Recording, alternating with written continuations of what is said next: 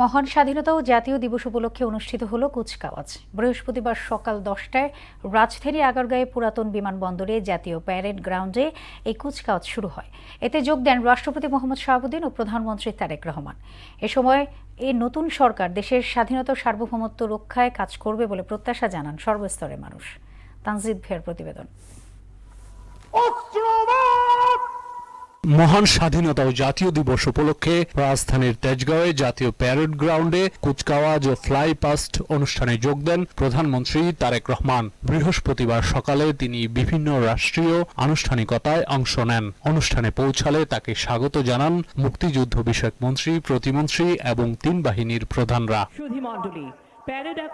প্রধানমন্ত্রী হিসেবে দায়িত্ব নেয়ার পর প্রথমবারের মতো প্যারেড গ্রাউন্ডে উপস্থিত হন তারেক রহমান। অনুষ্ঠানে উপস্থিত ছিলেন মন্ত্রী পরিষদের সদস্য, সরকারের ঊর্ধ্বতন কর্মকর্তা ও বিভিন্ন দেশের রাষ্ট্রদূত সহ দেশি বিদেশি অতিথিরা।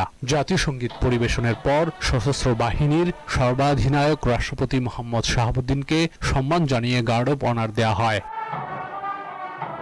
খোলা জিপে প্যারেড পরিদর্শন করেন তিনি। তার সঙ্গী হিসেবে জিপে থাকেন প্যারেড অধিনায়ক মেজর জেনারেল SM আসাদুল হক। পরে অভিবাদন মঞ্চে ফিরে রাষ্ট্রপ্রধান স্বাধীনতা দিবসের কুচকাওয়াজের সালাম গ্রহণ করেন।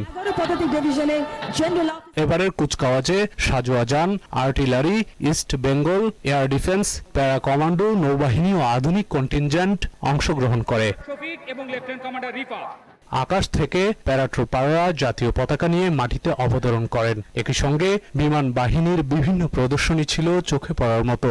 সবশেষ MiG-29 যুদ্ধ বিমান রাষ্ট্রপতিকে সালাম জানিয়ে প্রদর্শনীর সমাপ্তি টানা হয়। কুচকাওয়াজ প্রদর্শনী উপভোগ করতে শিশু কিশোর সহ নানান বয়সী দর্শনার্থী জাতীয় প্যারেড স্কোয়ারে জড়ো হন। দর্শনার্থীদের অনেকের হাতে ও মাথায় লাল সবুজের জাতীয় পতাকা শোভা পায়। এদিকে দেশের স্বাধীনতা ও সার্বভৌমত্ব রক্ষায় নতুন সরকার কাজ করবে এমন প্রত্যাশার কথা জানান সাধারণ মানুষ। একসাথে সবাই মিলেমিশে থাকতে চাই, না মারামারি থাকবে না, কোনো কাটাকাটি থাকবে না। তারেক স্যারকে আমি আমার পক্ষ থেকে অনেক থ্যাংক ইউ জানাই, কারণ উনি অনেক সুন্দরভাবে এই দেশটা চালাচ্ছে। জনগণের সরকার থাকবে, জনগণের সরকার জনগণের জন্য কাজ করবে, এটাই আমাদের প্রত্যাশা। তানজিদ ভুইয়া, মোহনা সংবাদ, ঢাকা।